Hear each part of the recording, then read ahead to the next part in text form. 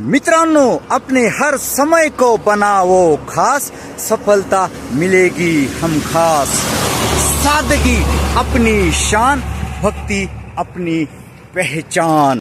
स्वस्थ शरीर, शांत मन, यही सबसे बड़ा धन। बी क्रिएटिव, बी पॉजिटिव, यही है जीवन। ऑल्सो फॉलो रूल्स ऑफ कुदरत, मग हे जीवन जगाल हसत खेळत रमत गमत। विजू दादा आनंदी रहा।